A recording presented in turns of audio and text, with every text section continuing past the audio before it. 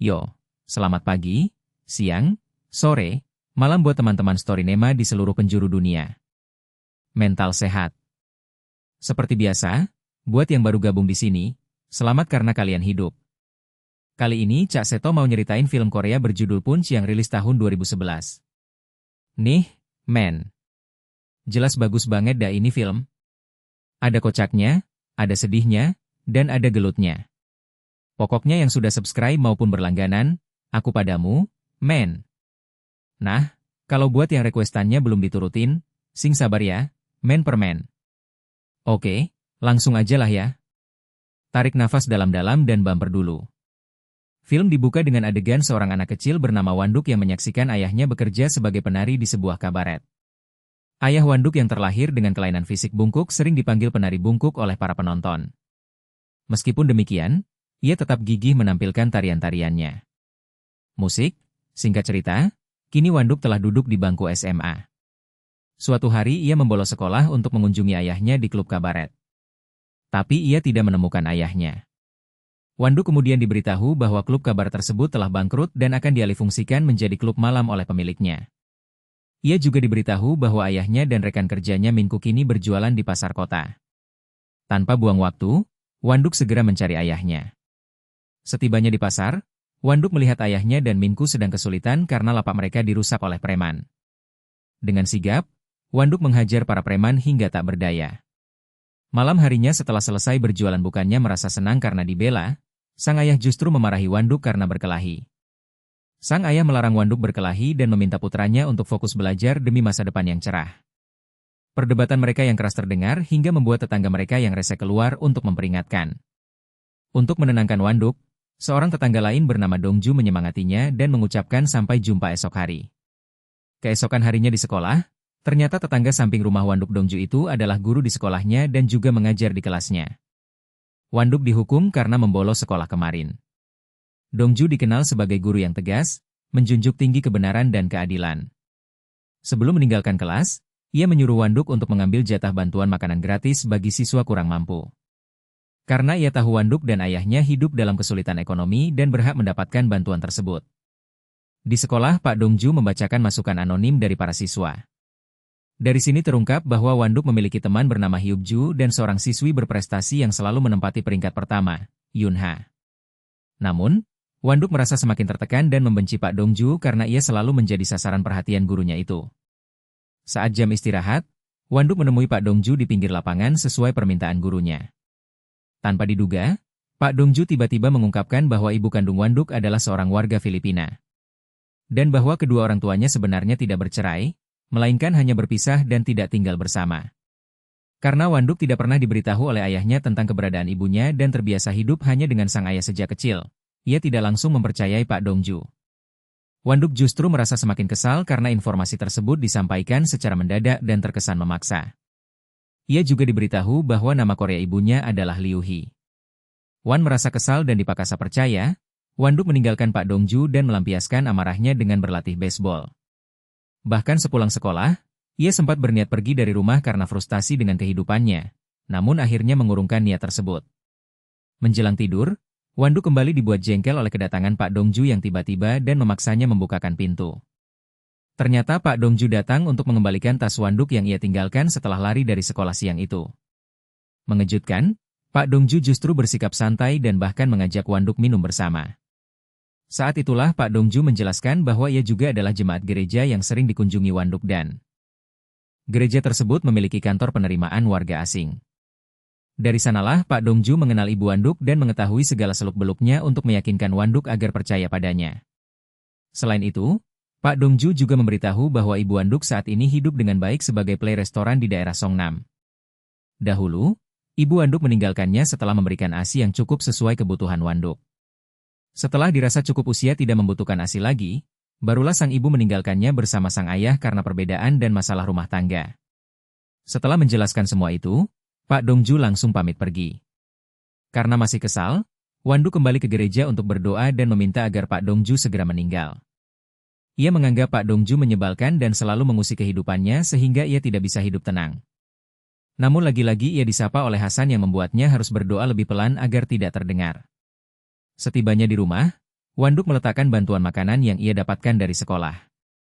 Ia melihat ayahnya dan Paman Minku sedang berlatih dan berkemas untuk pergi ke pasar bulanan yang ramai pengunjung demi mencari nafkah. Ayah Wanduk dan Paman Minku akan berkeliling dari satu pasar ke pasar lain untuk menari dan berjualan. Oleh karena itu, Wanduk akan tinggal sendirian di rumah. Sampai ayahnya dan Minku kembali. Dahulu ketika Wanduk masih kecil, Paman Minku selalu membantu ayah Wanduk bekerja sebagai penari dan menyebarkan brosur untuk menarik penonton. Dari sanalah Paman Minku secara bertahap belajar menari dan menjadi partner ayah Wanduk. Kedekatan mereka membuat Paman Minku sudah dianggap sebagai bagian dari keluarga Wanduk. Kemudian Wanduk keluar rumah setelah dipanggil oleh Pak Dongju yang meminta sebagian makanan yang Wanduk dapatkan dari sekolah. Diketahui Pak Dongju juga hidup dalam kemiskinan meskipun berprofesi sebagai guru. Percakapan mereka kembali terdengar oleh tetangga resek yang sering mengomel karena kebisingan yang kita sebut saja Pak Botak. Keesokan harinya saat bersiap-siap, Pak Dongju sempat mengkhawatirkan kondisi mobil ayah Wanduk yang sudah tua dan terlihat tidak aman untuk dikendarai. Pak Dongju khawatir jika terjadi sesuatu pada ayah Wanduk dan Paman Minku di tengah perjalanan. Meskipun demikian, ayah Wanduk meyakinkan bahwa mereka akan baik-baik saja dan mobilnya tidak akan bermasalah. Melihat tekad kuat ayah Wanduk, Pak Dongju puri kagum padanya.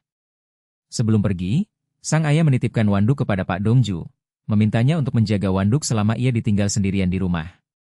Setelah itu mereka pun berangkat untuk mencari nafkah demi menghidupi Wanduk dan melanjutkan hidup. Keesokan harinya, ayah Wanduk dan Paman Minku akhirnya pulang. Namun masalah kembali muncul karena mobil mereka digores oleh tetangga resek yang selalu kesal pada mereka. Percebapan panas pun terjadi antara Pak Dongju dan tetangga resek tersebut. Sebenarnya ayah Wanduk akan memaafkan jika tetangga resek mau meminta maaf dan masalah akan selesai. Namun karena sifatnya yang resek dan keras kepala, tetangga itu menolak dan bahkan menghina keluarga Wanduk dan Pak Dongju.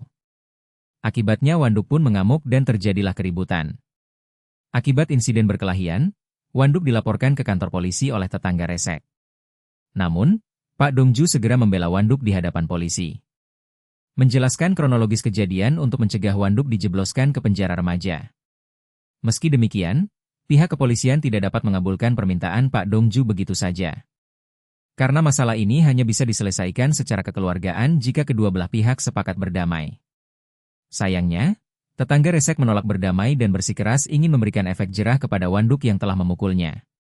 Situasi berubah ketika Pak Dongju mengancam akan menuntut balik tetangga resek atas tindakan perusakan properti pribadi, pelanggaran hak asasi manusia, serta ganti rugi atas kerugian psikologis yang mereka alami akibat perilaku mengomel tetangga tersebut. Akhirnya tetangga resek bersedia berdamai. Namun karena masih menyimpan amarah, adiknya yang bernama Hojung yang menandatangani surat perdamaian tersebut. Kemudian di sekolah terlihat beberapa siswa yang sedang mengambil dan mempermainkan buku milik siswa berkacamata bernama Junho. Diketahui Junho ketahuan menggambar Yunha siswi nomor 1 di kelas dengan pose yang tidak senonoh. Akibatnya terjadilah pertengkaran antara Junho dan Hugju yang berusaha membela Yunha. Pertengkaran itu akhirnya dipisah oleh siswa-siswa lain. Lalu Yunha segera merobek gambar tersebut dan pergi dari kelas. Dalam perjalanan pulang, tak sangka Yunha mendekati Wanduk dan mengajaknya berbicara. Wanduk lantas mengajak Yunha ke gereja agar mereka bisa ngobrol dengan tenang dan santai. Di sana, Wanduk mengaku bahwa ia tidak melihat gambar yang dibuat Junho. Yunha pun mencurahkan perasaannya, mengungkapkan bahwa ia berpacaran dengan Junho karena ia terlihat baik dan pintar. Namun ia tidak menyangka Junho akan membalas kebaikannya dengan tindakan seperti itu sehingga Yunha langsung memutuskannya. Setelah puas bercerita, Yunha berterima kasih kepada Wanduk karena telah mendengarkan ceritanya. Ia juga merasa sangat senang diajak ngobrol dengan Wanduk. Sebab menurutnya Wanduk selalu terlihat sendiri dan tidak memiliki teman di sekolah. Namun ternyata ia adalah teman bicara yang mendengarkan. Pujian Yunha membuat Wanduk kepikiran dan hatinya berdebar-debar saat hendak tidur. Ia bahkan membayangkan Yunha dengan tubuhnya yang seksi. Disinilah terungkap fakta bahwa Wanduk sebenarnya juga melihat gambar yang dibuat Junha. Namun ia tidak mengakunya kepada Yunha. Karena tidak bisa tidur, Wanduk keluar rumah dan tidak sengaja melihat Pak Dongju yang terlihat mengintip Hojung, adik dari tetangga resek yang sedang menari. Wanduk pun menyadari bahwa Pak Dongju telah jatuh cinta pada pandangan pertama sejak bertemu di kantor polisi tempo hari. Keesokan harinya, Wanduk mulai menyeringai karena mengetahui kelemahan Pak Dongju. Namun saat itu Pak Dongju menyuruhnya untuk membawa bantuan makanan untuk gereja sepulang sekolah. Senyum Wanduk seketika sirna ketika Pak Dongju memberitahu bahwa malam ini ibu kandung Wanduk akan datang ke gereja. Saat dalam perjalanan menuju gereja, ia tidak sengaja bertemu dengan Hasan yang diutus Pak Dongju untuk menerima bantuan yang dititipkan kepada Wanduk.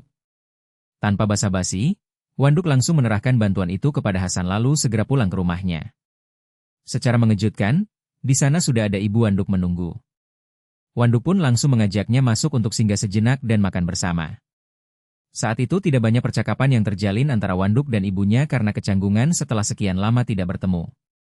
Terlihat sang ibu menunjukkan perhatiannya dengan mencuci piring bekas mereka makan, layaknya seorang ibu sejati. Setelah ibunya pergi, Wanduk membaca surat yang berisi permintaan maaf dan penyesalan sang ibu karena telah meninggalkannya sejak kecil. Meskipun sang ibu sangat merindukan Wanduk, ia tidak bisa tinggal bersama karena suatu hal. Keesokan harinya, ayah Wanduk dan Pawan Minku akhirnya pulang. Tanpa basa-basi, Wanduk langsung bertanya mengapa ayahnya tidak pernah memberitahu tentang keberadaan ibunya yang berasal dari Filipina dan mengapa ia harus pergi. Disinilah sang ayah sedikit menjelaskan bahwa ia merasa tidak nyaman dan gengsi karena diperlakukan seperti budak di klub kabaret dulu. Hal itu membuatnya merasa kasihan terhadap ibu anduk. Karena selain sebagai orang asing, ibunya juga menerima cemoohan dari tetangga dan orang-orang atas fisiknya yang bungkuk dan sering dicemooh penonton. Meskipun begitu, sang ayah juga memberitahu bahwa meskipun ibu anduk berasal dari Filipina, sebuah negara miskin, ibu anduk adalah orang yang baik dan menerima pendidikan yang layak di sana. Setelah mendengar penjelasan itu, Wanduk pergi ke rumah Pak Dongju untuk mengucapkan terima kasih karena telah mempertemukannya dengan ibunya. Malam harinya, Wanduk kembali ke gereja dan bertemu dengan Hasan. Saat itu Hasan mengajak Wanduk untuk belajar kickboxing dan menjadi atlet daripada hanya berkelahi dan menjadi preman sekolah. Tentu saja. Wanduk sangat senang dan langsung menerima tawaran tersebut. Keesokan harinya, Wanduk langsung melakukan sparring dengan atlet kickboxing dari klub Hasan. Meskipun sempat terpojok, Wanduk akhirnya memenangkan pertarungan. Namun, ia sempat kehilangan kendali. Akibatnya, ia harus dihajar oleh pelatih dan diusir dari sana. Tidak boleh bergabung dengan